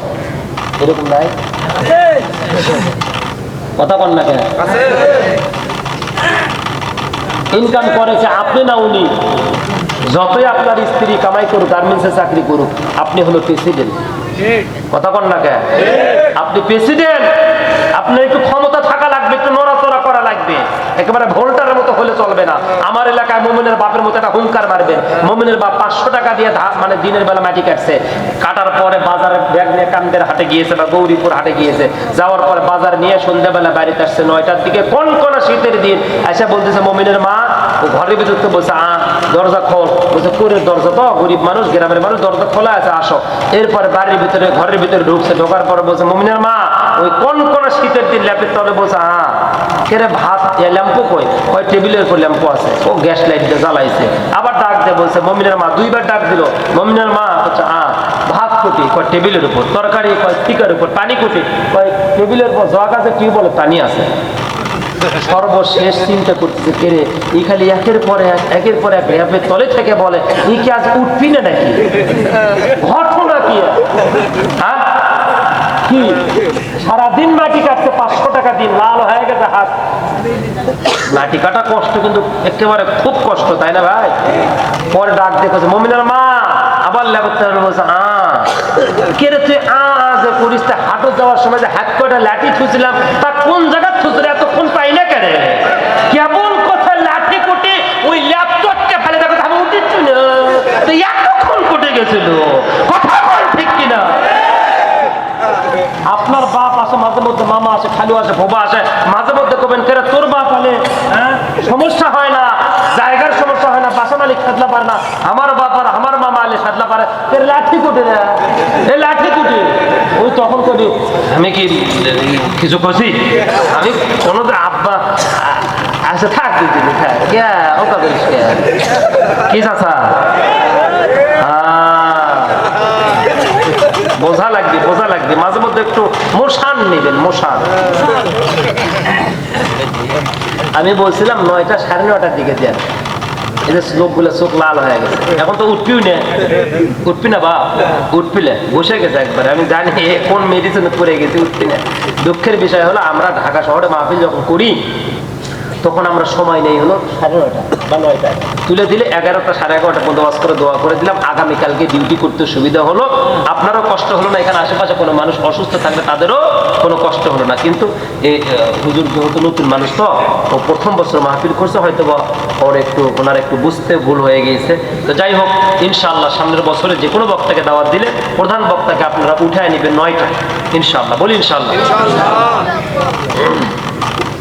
আমার ডেট ফাঁকা ছিল না, ভাগ্নেরা খুব জোর করছে যে আমার এটা ভাগ্নে, ওটাও ভাগ্নে, এইটাও ভাগ্নে আমার, বুঝতে পারলেন?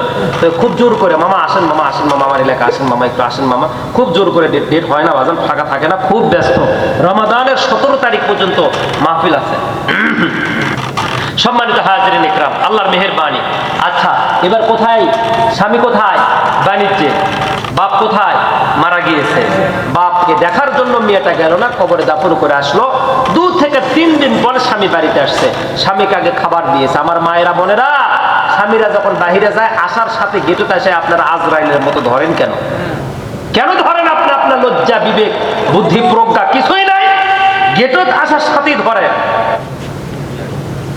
তোমার বাপের জন্য শান্তি নেই, মায়ের জন্য শান্তি নেই, 12 বছরে না ঈদত বেড়াবার আসলাম, একবারও তো আসি না, এরকম বলে না?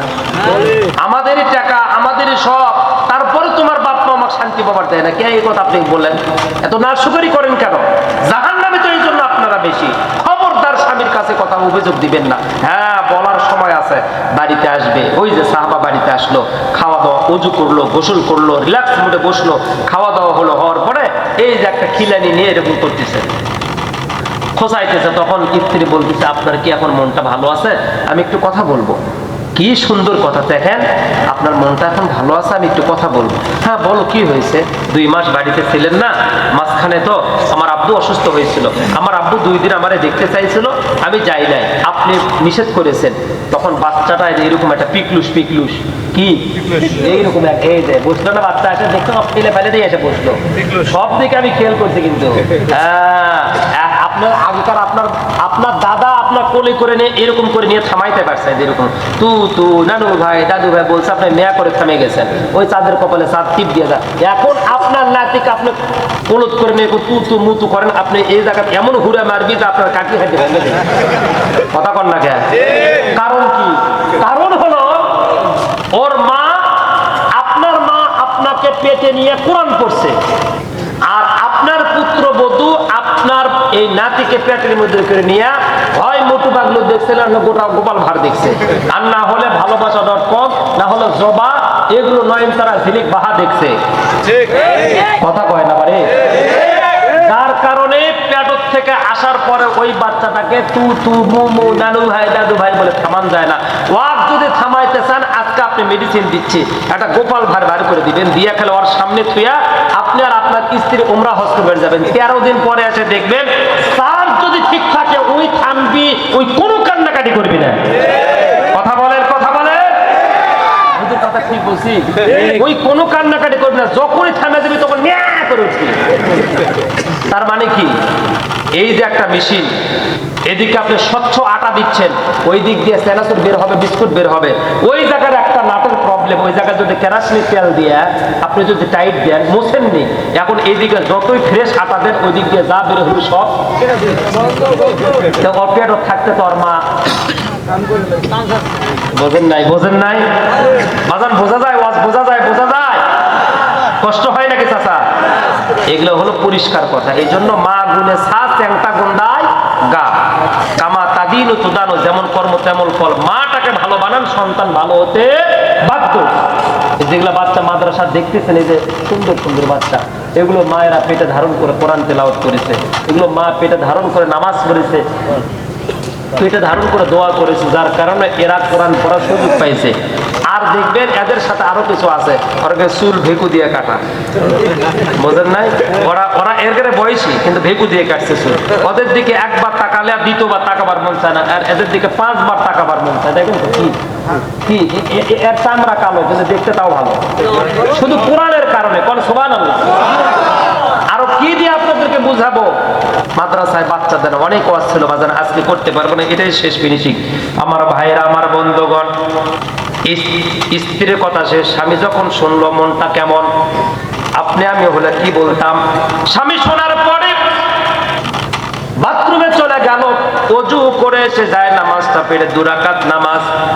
আল্লাহ, আমার স্ত্রী নয়, এটা আমার জান্নাতের একটা হুর আসছে আমার বাড়িতে, আল্লাহ ওর জীবনের গুনাহ মাফ করে দাও। দোয়া স্ত্রীর জন্য হায়াতের কথা বললো, দোয়া করা শেষ। আমার ভাইরা, আমার বন্ধুগণ, কোন পীর সাহেব কোন মা বোনদের জন্য দোয়া করে ভাগ্যের পরিবর্তন করতে পারবে না, রোগ ব্যাধি ব্যারাম দূর করতে পারবে না। শুধুমাত্র তার স্বামী যদি দোয়া করে, আমার মায়েরা, আমার বোনেরা, গভীর রাত্রে আপনার স্বামীর পা জড়িয়ে ধরে কাঁদবেন, বাবা মার কাছ থেকে দোয়া নেবেন। আল্লাহর কসম করে বলি, স্বামী একবার হাত তুলে আপনার জন্য মন থেকে দোয়া করবে, বাবা একবার দোয়া করবে, আপনার পীর সাহেব, আপনার মুরিদ 1000 বার দোয়া করবে, তারপরেও আপনার স্বামী আর বাবার দোয়ার কাছে আসতে পারবে। এই জন্য খবরদার কোন হুজুরের কাছে মান্নত নয়, কোন পাগলা পীরের কাছে নয়, সালা বাবা, এরপরে আপনার পাগলা বাবা, সাবি বাবা, তালা বাবার কাছে নয়, সর্বপ্রথম আপনার স্বামীর পা ধরবেন। আল্লাহ পাক আপনার স্বামীর দোয়া কবুল করবে, ওয়াদা করে যে 2 রাকাত নামাজ পড়ে দোয়া করলেন, আল্লাহ আমার স্ত্রী হায়াত দারাজ করে দাও, আমার জান্নাতের হুর তুমি দিয়েছো। দোয়া নামায়া স্ত্রীকে হাত ধরে বললেন, চলো আমরা কবরের পাশে চলে যাব, কোন এলাকায় আমার শ্বশুরকে কবর দিয়েছো। এই কথা বলার পরে শ্বশুর কবরের পাশে চলে গেল, সূরা ফাতিহার একটা আয়াত তেলাওয়াত করলো, কিছু দরুদ পড়লো, পড়ার পরে হাত তুললো, আল্লাহ আমার শ্বশুর আব্বা এমন একটা মেয়ে আমার উপহার দিয়েছে, যেই মেয়েটা আমার লাইফটাকে চেঞ্জ করে দিয়েছে, যেই মেয়েটা আমার কথা অমান্য করে গেটের বাইরে বের হয় নাই। আল্লাহ, এইটা তো দুনিয়ার কোনো মানুষ না, এইটা হলো আমার একটা জান্নাতের হোল। ও মালিক, ও আল্লাহ, আমার শ্বশুর আব্বার কবর আযাব তুমি মাফ করো। তাহলে দোয়া করলো কয়জনের জন্য? এক হলো তার মেয়ে, অপরটা হলো তার বাবা। এই দোয়া করে বাড়ির দিকে চলে গেল মুজাদ্দিদ আল-ফিসানি রাহমাতুল্লাহ আলাইহি। আমার ভাইরা, আমার বন্ধুগণ, বাড়ির দিকে চলে গেল। যাওয়ার পরে রাত্রেবেলা ঘুমিয়ে গেল, সকালবেলা রাসূলের সাহাবা দরজায় নক করলো, কি হয়েছে? আল্লাহ রাসূল দুপুরবেলা আপনাদেরকে খানার দাওয়াত দিয়েছে, চলে গেল। আমার ভাইরা, 2টা সুন্নত পালন করবেন, একটা হলো আফসুস সালাম, মানুষকে সালাম দিবেন, ওয়া আতিমুত তুআম, মাহে রমাদান এসেছে, 1 গ্লাস পানি নয়, 1/2 গ্লাস পানি দিয়ে ইফতার করাবেন, পরিপূর্ণ রোজার সওয়াব আল্লাহ পাক আপনাকে দিয়ে দিবে। জোরে কোন মারহাবা। অনেক রোজাদার আছে, রমাদান আসার কারণে গার্মেন্টস ফ্যাক্টরির মালিকগুলো তাদের উপরে জুলুম করে ডিউটি করে নেয়, কেমনে হিসাব দিয়ে কিয়ামতের দিনে হাসরের ময়দান। আহারে, তোমার বিল্ডিং গুলো হাসরের ময়দান কাজে লাগবে না, যে লোকগুলো কষ্ট দিয়ে তারাবে নামাজ পড়তে দাও না, তাহাজ্জুদ নামাজ পড়তে দাও না, রোজা ঠিকমতো রাখতে দাও না, তৃপ্তি সহকারে খাইতে দাও না, আল্লাহর গজব তোমার ফ্যাক্টরি উপরে পড়বে। এই জন্যই তো মাঝে মধ্যে আগুন লেগে পুরো একেবারে সব শেষ হয়ে যায়। কথা কোন ঠিক কিনা? এদের একটু দোয়া নেওয়ার দরকার। এত জুলুম রমজান মাসে করা যায় না, নেকির মাসে করা যায় না। রাসূলের সামনে গিয়ে মনোযোগ 2টা মিনিট কোনো নড়াচড়া করবেন না বাজান। রাসূলের সামনে গিয়ে স্বামী স্ত্রী সন্তান বসছে, আল্লাহ রাসূল এই মেয়েটাকে বলছে, মা মন খারাপ করে যাও। বলে, ইয়া রাসূলুল্লাহ, আপনি তো নিজেই বলেছেন আপনার হৃৎপিণ্ড 2টা, একটা হলো ফাতেমা আর একটা হলো আপনার, আল্লাহ পাক দিয়েছে বডির ভিতরে। ইয়া রাসূলুল্লাহ, এই যদি হয় আপনার ফাতেমা কলিজার টুকরা, তাহলে আমি আমার আব্বার কলিজার টুকরা হতে পারে না। বলে, মা তা ঠিক আছে। বলে, মা গো, এমন কি হয়েছে? তোমার আব্বার সাথে তো আমার সাক্ষাৎ হয়েছে, তোমার আব্বার ব্যাপারে তো আমি অনেক কথা জেনেছি, বুঝেছি এবং স্বপ্নের মাধ্যমে দেখেছি, তোমাকে ডাক দিয়েছে, কিন্তু মা তোমার স্বামীর যে অর্ডার ছিল, এই অর্ডার ঠিক করে আমি কখনো তোমাকে বাড়ির বাহিরে যেতে দিতে পারি না, এমনকি তোমার ভাসুরও দিতে পারে না, তোমার যা দিতে পারে না, তোমার শ্বশুর দিতে পারে না। দিলেই তুমি বাহিরে দিলে জাহান্নামে চলে যাবা, তোমার স্বামী মন খারাপ করবে, কষ্ট পাবে, বিধায় আমি রাসূল নিজেও দিতে পারি না, এটা আল্লাহর অর্ডার নাই। এই কথা বলার পর মেয়েটা বলছে, ইয়া রাসূলুল্লাহ, আমার আব্বা 2 দিন অসুস্থ, সেবা করতে পারে নাই, মৃত্যুবরণ করেছে, আমি দেখতেও যেতে পারি নাই, আমার কলিজাটা পুরো সারকার হয়ে গেল। ইয়া রাসূলুল্লাহ, আমার আব্বা মাকে ভালোবেসে দূরে বিবাহ দেয় নাই। আমার ভাইরা, আমার বন্ধুগণ, আপনাদের শহর এলাকা থাকেন, যখন কোনো বিয়ে শাদী হয় দেখবেন শত শত মানুষদেরকে দাওয়াত করে নেওয়া হয়, লক্ষ লক্ষ টাকা ব্যয় হয়, মসজিদে বিয়ে পড়াবেন, ছোট্ট পরিসরে বিয়ের আয়োজন করবেন, খেজুর ছিটে দিবেন, এটাই হলো সুন্নত। হাজার হাজার ওই যে মুখোশ আম্বারি নাকি কি 1000 কোটি টাকা দিয়ে বিয়ে করাইছে, এগুলো সম্পূর্ণ হারাম, এগুলো করা যাবে না। ও দেশে মানুষ না খেয়ে মরতেছে, ও দেশের মানুষ হাহাকার করতেছে, আর 1000 কোটি টাকা দিয়ে বিয়ে পড়াচ্ছে, বিয়ে হচ্ছে, এগুলো মানুষকে দেখানো ছাড়া কিছুই নয়। এই বিয়ে আল্লাহর দরবারে কোনো গ্রহণযোগ্যতা পাবে না, এই বিয়ে কখনো শান্তি হয় না। এই জন্য নায়ক নায়িকা, গায়ক গায়িকা, এই জন্য দেখবেন যারা অনলাইন মিডিয়াতে বেশি অ্যাক্টিভ, এই ধরনের বেশি টাকার বিয়ে বেশি দিন টেকে না, বেশিরভাগ ভেঙে যায়। কথা কোন ঠিক কিনা? 4 থেকে 500 মানুষকে দাওয়াত করে আপনি এই এলাকায় একটা বিয়ের আয়োজন, আগামী কালকে ওই বিয়েতে অংশগ্রহণ করলো 400 জন মানুষ, 400 জন মানুষের হাতে থাকে মোবাইল, কমপক্ষে 300 জন মানুষ এরকম ভাবে সেলফি নেবে, কেউ ফেসবুকে পোস্ট করবে, বন্ধুর বিয়া, বান্ধবীর বিয়া, ভাইয়ের বিয়া, মায়ের বিয়া, মামার বিয়া, এই কথা বলবে, বিভিন্ন কথাবার্তা, কেউ বা আবার ফুল দিবে, কেউ বা আবার লাল রং দিবে, কেউ বা আবার বিভিন্ন প্রকার আত্মীয়তা বন্ধন তৈরি হবে। আমার ভাইয়েরা, সন্ধ্যা যখন হয়ে যায় সবাই আনন্দ নিয়ে বাড়ির দিকে ফিরে যেতে থাকে, কিন্তু দুইটা মানুষের কোনো আনন্দ থাকে না, একটা হলো মেয়েটার বাবা, অপরটা হলো মেয়েটার মা। কথা কোন ঠিক কিনা? বিবাহের 3 তারিখ থেকে বাবার মুখে হাসি নাই। আমার ভাইয়েরা, বাবা মেয়েটাকে বিদায়ের পূর্বে মুহূর্তে চোরের মতো পালাইয়া বাড়ির পিছনে আম গাছ, জাম গাছ, কাঁঠাল গাছের সাথে হেলান দিয়ে চাতক পাখির মতো বিড়বিড় করে কি যেন বলে, দুইটা চোখ দিয়ে পানি টপ টপ করে পড়ে যায়। এলাকার মানুষ গিয়ে বলে, বড় ভাই, মেয়েটাকে বিদায় দিবেন না, লুকায় আছেন কেন, আপনাকে খুঁজে পাওয়া যায় না? বলে, দোহাই লাগে, আমি তো আয়োজন করেছি, আমি তো বড় ঠিক করেছি, 3 তারিখ ঠিক করেছি, বাজার ঘাট সব করেছে, তোরা বিদায় দে। ও বড় ভাই, বিদায় যদি আপনি না দেন তাহলে আপনার ইজ্জত সম্মান থাকবে না, বরপক্ষ লোক বলবে জামাই পছন্দ হয় নাই, সেই জন্য মেয়ের বাবা আসে নাই, একটু আশীর্বাদ করে দেন, দোয়া করে দেন, মেয়েটাকে বিদায় করে দেন। এই কথা বলার পরে মেয়ের বাবাকে জোর করে যখন নেওয়া হয়, এদিকে 2 মিনিট তাকান, এই কথা বলে যখন মেয়েটার বাবার গর্দানে হাতে হাত দিয়ে যখন টেনে যখন মেয়েটার দিকে নেওয়া হয়, আমার ভাইয়েরা, মেয়েটা গাড়ির কাছে দাঁড়ায় থেকে হাজার মানুষের ভিতরে তাকায়, কোথায় আমার আব্বা, কোথায় আমার আব্বা, আব্বা কেন আসে না? আব্বাকে দেখার সঙ্গে সঙ্গে মেয়েটা শিক্ষা দিয়ে বলে, আব্বা, গত 1 সপ্তাহ হয়ে গেল, যেই দিন বিবাহের 3 তারিখ ঠিক হয়েছে, ওই দিন থেকে তুমি আমার সামনে খাইতে বসো না, ওই দিন থেকে আমি তোমারে দেখি কিন্তু তোমার মনটা খারাপ। আব্বা গো, কোথায় পালিয়ে গিয়েছিল? আব্বা বিদায় দাও। ও আব্বা, 18টা বছর পর্যন্ত তোমার আমি জ্বালাইছি, 18টা বছর পর্যন্ত তোমার আমি কষ্ট দিয়েছি গো আব্বা, আব্বা আমারে বিদায় দাও, আব্বা আমারে বিদায় দাও। এবার বলতে বলতে বাবা যখন মেয়েটার কাছে আসে, বুকের সাথে জড়ায় নেয়, দেখবেন ভাইয়েরা, ওই আনন্দের দিনটা একেবারে মৃত্যুর মতো হয়ে যায়। বাবা বুকের সাথে জড়া নিয়ে বলে, মা, জীবনের প্রথম তুই আমার আব্বা বলে ডেকেছিস, মা, তুই আমার আব্বা বলে ডেকেছিস, তোর আগে কেউ আমার আব্বা বলে ডাকে না। মাগো, তোর চেহারার ভিতরে আমার মায়ের চেহারা পাওয়া যায়, ও মা, তোরে আমি কেমনে বিদায় দিব, তোরে আমি বিদায় দিতে পারবো না। এই কথা বলে মেয়েটার বাবার, মেয়েটা একেবারে কান্না জর্জরিত হয়ে যায়। মাকে খুঁজে পাওয়া যায় না।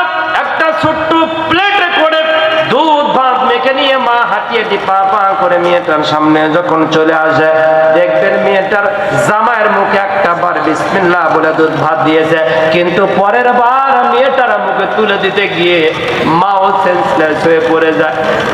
বলে, মা, এখন আর কে বিরক্ত করবে?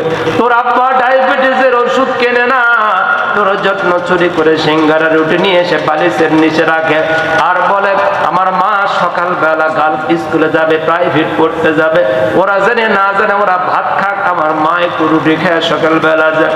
এই কথা বলে বলে তোর আব্বা তোর জন্য প্রতিটা রাত চুরি করে রাস্তা এনে তোর বালিশের নিচে রাখে মা। ও মা, আর কার জন্য নাস্তা এনে এনে তোর বাবা রাখবে মা? এই কথা বলে দেখবেন ওই আনন্দর বাড়িটাতে মেয়েটার বাবা, মেয়েটার মা আর মেয়ে, এই তিনজন মিলে বড় পক্ষ সহ সবাই কাঁদতে কাঁদতে এমন পরিবেশ হয়ে যায়, মনে হয় আনন্দর বাড়িটা মৃত্যুর বাড়ি পরিণত হয়ে যায়। কথা কন ঠিক কিনা? আমার ভাইরা, আমার বন্ধুগণ, পরের মেয়ে নিয়ে আসছেন, গালি দিবেন না, কষ্ট দিবেন না। আপনার আল্লাহ একটা মেয়ে দিতে পারে, বিয়ে দিবেন, কিন্তু ওই মেয়েটার উপর নির্যাতন করবে। কামা তাদিন তুদান, যেমন কর্ম তেমন ফল। নবীজি বলল, মা চোখের পানি মুছে ফেলে দাও। ও মা, তোমার আব্বাকে গতকালকে স্বপ্নের মাধ্যমে পারে না। জোরে করে সুবহানাল্লাহ। ওয়াসিফাল্লাযীনা তাকাউ রাব্বাহুমা ইলাল জান্নাতি যুমারা হাত্তা ইযা জাউহা ফুতিহাত আবওয়াবুহা। আমার ভাইয়েরা, নবীজি বললেন, কোন আমল তোমার? বলে, ইয়া রাসূলুল্লাহ, ওই যে আপনার কাছে আসছিল আমার নাতি ছুটি নেওয়ার জন্য 2 দিন, মরার পরে 1 দিন, 3 দিন, আপনিও ছুটি দিলেন না, জামাই বাড়িতে ছিল না, আমার মেয়ে ধৈর্য ধারণ করলো, আমাকে দেখতে আসলো না। আমার জামাই ফিরে এসে খুশি হয়ে আমার কবরের পাশে গিয়ে দোয়া করলো, আল্লাহ পাক ওই দোয়া কবুল করে নিয়ে আমার জীবনের সব গুনাহ মাফ করে দিয়েছে। জোরে কন্যা সুবহানাল্লাহ, লিল্লাহি তাকবীর, লিল্লাহি তাকবীর। আমার ভাইয়ের, এই জন্য শ্বশুরের কবরের পাশে যাবেন, স্ত্রী যদি আপনার ভালো হয়, কিন্তু মাঝে মধ্যে বাবা মার কবরের পাশে যাবেন। বাড়িতে ছুটিতে গেলে মুজাদ্দেদ আল-ফিসানি রাহমাতুল্লাহ আলাইহি তিনি বলেন, প্রতি সপ্তাহে মায়ের কবরের পাশে আমি যাই। একদিন আমার মা স্বপ্নের মাধ্যমে আমাকে ডাক দিয়ে বলল, মুজাদ্দেদ রে, আমার কবরের পাশে এসে তুই যেন হাত উত্তোলন করিস না বাপ, তুই যেন আমার কবরের পাশে হাত উত্তোলন করিস না। আমি মুজাদ্দেদ মাকে ডাক দিয়ে বললাম, মা, তোমার কবরের পাশে এসে কেন হাত উত্তোলন করব না মা? মুজাদ্দেদের মা বলল, বাবা, তুই যখন হাত উত্তোলন করিস তোরা আমি দেখতে পাই না, তোরা আমার দেখার বড় শখ রে বাপ, তোরে আমি 10টা মাস গর্ভে ধারণ করেছিলাম, তোরে আমি দেখতে পাই না, সেই যত্ন বলি আমার কবরের পাশে এসে, আমার কবরের পাশে এসে হাত উত্তোলন করবি না। আমি তোর মা, তোরে আমি একটু কলিজা ভরে দেখবো। জোরে কর মারহাবা। মায়ের কান্দন যাবতীয় 2-4 মাস বোনের কান্দন রে, ও তোর ঘরের পরিবারের কান্দন কয়েকদিন পর থাকে না। দুঃখের দরদি আমার জনম দুঃখিনী মা, মাগো গর্ভধারণী মা, জনম দুঃখিনী মা, দুঃখের দরদি আমার জনম দুঃখিনী মা। মুজাদ্দেদ আল-ফিসানি রাহমাতুল্লাহ আলাইহি বললেন, মা, তাহলে আমি কি করব? মা বলল, বাবা মুজাদ্দেদ রে, তুই যখন এসে দরুদ পড়িস, কোরআন তেলাওয়াত করিস, করার পরে যখন হাত তুলে বলিস রব্বির হামহুমা, বলেন রব্বির হামহুমা কামা রব্বায়ানি সগীরা, ও বাবা, আসমান থেকে কোটি কোটি ফেরেশতা তোর চতুর সাইড দিয়ে তোর সাথে হাত উত্তোলন করে আমার মাগফিরাতের জন্য।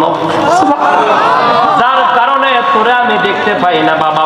জারুল্লাহ আল্লামা জামুকশারী রাহমাতুল্লাহ আলাইহি বলেন, এই যে কোরআনের পাখিগুলো আছে, এই পাখিগুলো এদের মা বাবা মারা গেলে যদি এদের কবরের পাশে যারা দোয়া করে, কিচ্ছু বলবে না আলহামদুলিল্লাহি রাব্বিল আলামিন, আর বলার দরকার নাই। এতটুকু বলে যদি বলে রব্বির হামহুমা কামা রব্বায়ানি সগীরা, কোটি কোটি ফেরেশতাদের সাথে এসে হাত তুলবে, আল্লাহ পাক ওই সন্তানটা হাত নামাইতে দেরি হবে, কিন্তু কবরের আযাব 40 বছরের জন্য মাফ করতে দেরি হয় না। বলেন না সুবহানাল্লাহ, লিল্লাহি তাকবীর। মুজাদ্দেদ আল-ফিসানি রাহমাতুল্লাহ আলাইহি তার মা বললেন, বাবা শোন, এরপরে যখন আমার কবরের পাশে আসবে হাত তুলবি না, আগে এসে কিছুক্ষণ দাঁড়ায় থাকবে, কলিজাটা ভরে আমি তোরে দেখব, তারপরে তুই হাত উত্তোলন করে দোয়া করে বাড়িতে চলে যাবি। মা বাবার কবরের পাশে আপনারা যান, অনেকে যাই না, একটু যাওয়ার চেষ্টা করবেন, আল্লাহ পাক কবুল করুন। বলেন আমিন, জোরে বলেন আমিন। ওয়া আখির দাওয়ানা আনিল হামদুলিল্লাহি রাব্বিল আলামিন। আল্লাহুম্মা আমিন। রব্বানা যালামনা আনফুসানা ওয়া ইল্লাম তাগফির লানা ওয়া তারহামনা লানাকুনান্না মিনাল খাসিরিন। রব্বানা গৌরীপুর মুন্সিবাড়ি আশুলিয়া সাভার ঢাকা। নুরানি তালিমুল কোরআন হাফিজিয়া মাদ্রাসা ও ইতিমখানার উদ্যোগে বিরাট ইসলামী জলসা ওয়াজ মাহফিল থেকে গভীর রাতে তোমার বান্দা বান্দি